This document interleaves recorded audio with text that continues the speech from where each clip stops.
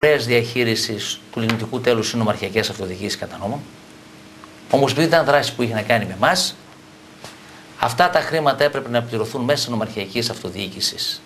Και εμείς για μέγιστο έλεγχο ζητήσαμε αυτή τη διαδικασία για να υπάρχει ο έλεγχος της υπηρεσίας δημοσιονομικού ελέγχου της ΣΥΔΕ, του ελεγκτικού συνεδρίου. Και αυτές τις διαδικασίες τις έκανε μόνο η Περιφέρεια Δυτικής Μακεδονίας.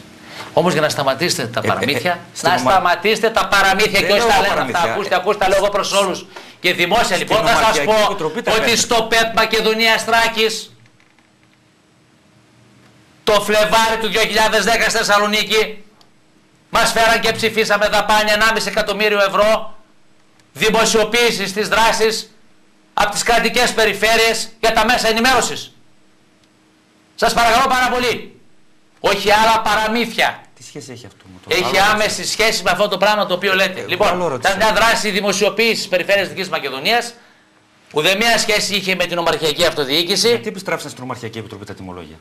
Γιατί σας είπα ότι ο φορέας διαχείρισης του λιγνητικού τέλους εκ του κείμενης νομοθεσίας, εκ των υπουργικών αποφάσεων, είναι η Νομαρχιακή Αυτοδιοίκηση. Γι' αυτό και έγινε η προγραμματική σύμβαση. Αν λοιπόν εσείς θεωρείτε ότι υπάρχει κακοδιαχείριση σε ένα πρόγραμμα 80 εκατομμυρίων ευρώ που διαχειρίζεται για 150.000 ευρώ η Περιφέρεια Δυτικής Μακεδονίας, όπως εκ του νόμου δικαιούσε, δεν υπάρχει, δεν τη δεχόμαστε. Δεν την ξέρω τι λέει. Δεν την ξέρω τι λέει. Δεν την ξέρω τι λέει. Να πω παραδείγματος χάρη ότι εμφάνισαν την παρουσία της Περιφέρειας Δυτικής Μακεδονίας στη Διεθνή Έκθεση κατά Θεσσαλονίκης ως φωτογραφίες. Σας παρακαλώ πάρα πολύ. Αφήστε αυτά να τα δούμε. Αφήστε αυτά να τα δούμε. Έχουμε και αύριο μέρα. Αφήστε αυτά να τα δούμε. Όχι παραμύθια σε εμάς.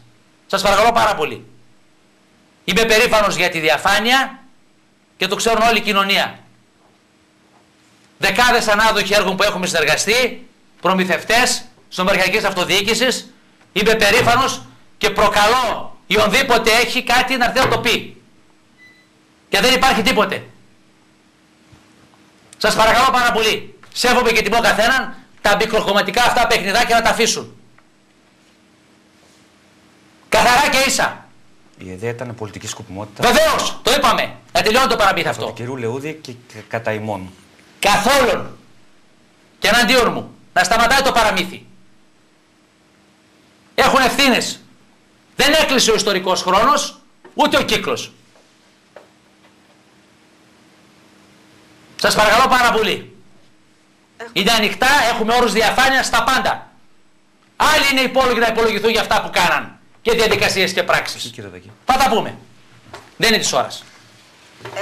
Δεν υπάρχει χρόνος ούτε για τελευταία ερώτηση.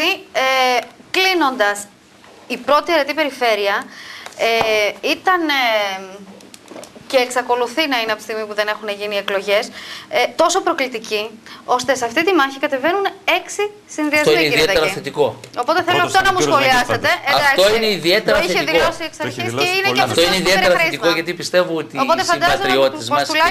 Εγώ πιστεύω ότι είναι ο πλουραλισμός και η μεγάλη συμμετοχή είναι ιδιαίτερα θετικό, διότι σημαίνει ότι υπάρχουν πάρα πολλοί άξιοι και ικανοί συμπολίτες μας από όλο το πολιτικό φάσμα που θέτουν τον εαυτό τους στην κρίση της κοινωνίας και θέλουν να την προσφέρουν, να συνεισφέρουν, να δώσουν ένα καλύτερο αύριο για όλους μας. Και αυτό είναι θετικό και πιστεύω ότι ο καθένας μπαίνει με τις καλύτερες του προθέσεων για να δώσει τον καλύτερό του εαυτό.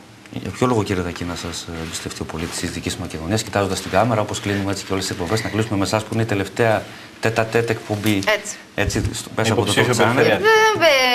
Δεν φτάσαν και οι μέρες. Και ψηφίζουμε, δεν έχει. Λοιπόν, κύριε Δακή, κλείστε εσείς.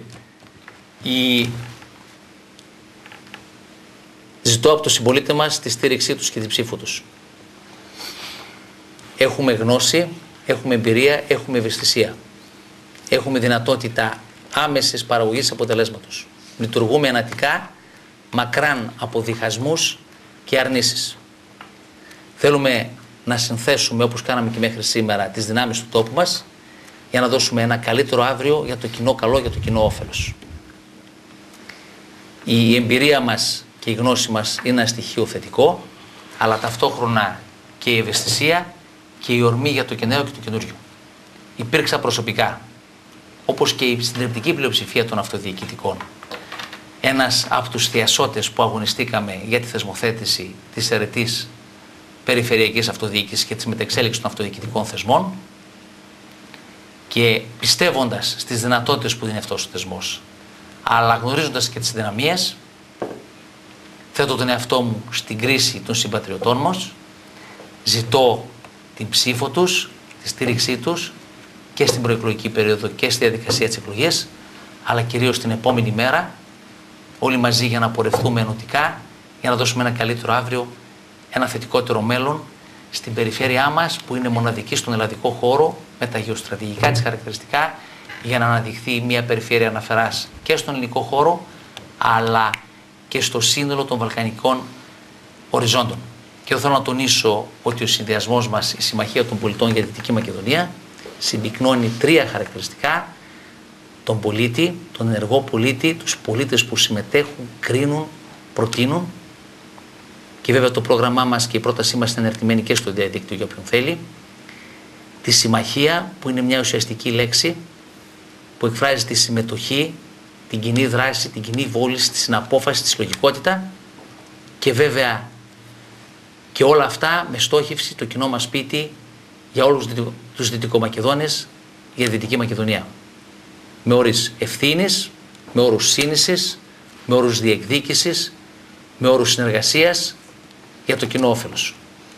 Σας ευχαριστώ πολύ. Εμείς ευχαριστούμε, κύριε Εμείς ευχαριστούμε. Καλή συνέχεια. Καλή επιτυχία, όπως σας λέμε και, ευχαριστώ πολύ. Και σε όλους εδώ. Και να κερδίσει ο καλύτερος για τη Δυτική Μακεδονία, κυρία Δεκή. Σας ευχαριστούμε πολύ. Να ευχαριστήσουμε και εσάς που μας παρακολουθήσατε και να σας ευχηθούμε ένα ευχάριστο βράδυ.